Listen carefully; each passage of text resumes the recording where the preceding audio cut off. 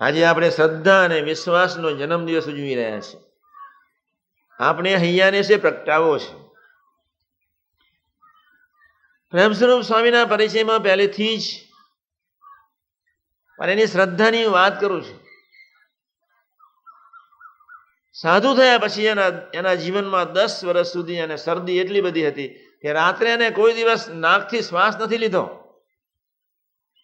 મોઢું પોલું જ હોય આમ જ.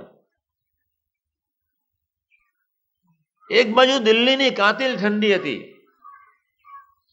બીજી બાજુ કફ નીકળતો હતો પ્રેમ સ્વરૂપ સ્વામીના છાતીમાંથી. નાકમાં શરદી, કફ, છાતીમાં શરદી, કબજિયાત, ક્રોનિક. પ્રેમ સ્વરૂપ સ્વામીને એટલી બધી શરદી હતી એટલે મેં કહું આને મોકલવો નથી. 2 સંતોને કહ્યું કે સ્વામી બહુ ઠંડી છે ને. મેં કહું સારી વાત. એટલે મારે પ્રેમ સ્વરૂપ સ્વામીને જ હોમવાનો હોય. એ મોઢેથી શ્વાસ લે, મોઢેથી આમાં જ ઊભો હોય, આમ જ ચાલે.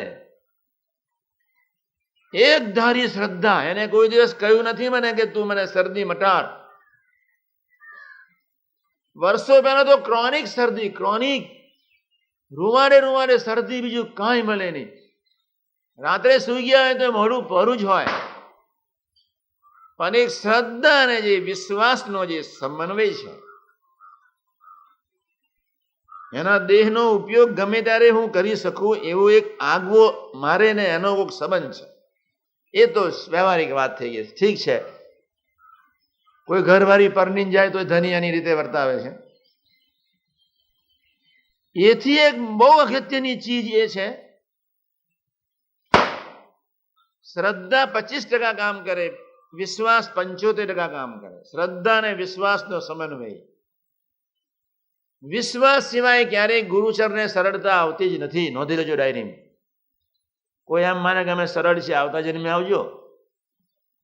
જેનું હૃદય સરળ હોય એને કોઈનો અભાવ ના હોય.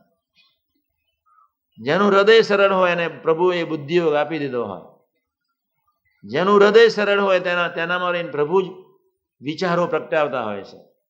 જેનું હૃદય સરળ હોય ત્યાં એની અહંતા ને મમતાની ગંદી રમતોના આભાસ, એના ખેલ, એની ઝંઝાવાત, એની કસરત, એના વિતંડાવાદ હૈયાને વિશે ક્યારેય ના હોય. દરેક વ્યક્તિ બુદ્ધિના વિતંડાવાદથી જન્મી છે. બુદ્ધિને અહમ સાથે સંબંધ છે. અહમને આત્મા સાથે કરોડો વર્ષથી ચોંટી ગયો છે. જેનું હૃદય સરળ હોય ત્યાં બુદ્ધિ પવિત્ર હોય, અને જેનું હૃદય સરળ હોય ત્યાં બુદ્ધિ નિર્દોષ થાય. અને સરળતા એક વિશ્વાસને આધીન છે. પ્રેમ સ્વરૂપ સ્વામીને હું નિર્દોષ છે એવું નથી કહેતો, પણ હું એટલું ચોક્કસ કહી શકીશ કે ખૂબ સરળ છે, ખૂબ સરળ. એનામાં બુદ્ધિ છે, પણ છતાં એને બુદ્ધિનો ઉપયોગ ક્યારેય કોઈ સંજોગોમાં કર્યો નથી. કર્યો હોય તો પ્રોપર ચેનલ પર. મોટા પુરુષના વચને જે બુદ્ધિને ઉપયોગ કરવો એ સાચી બુદ્ધિ છે. એને કુશાગ્ર બુદ્ધિ શાસ્ત્રમાં કહી. એવા આપણે સરળ થવું છે.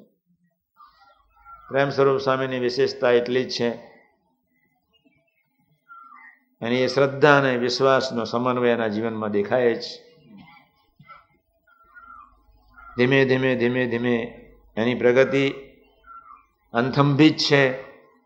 આપણે એ માર્ગે જવું છે.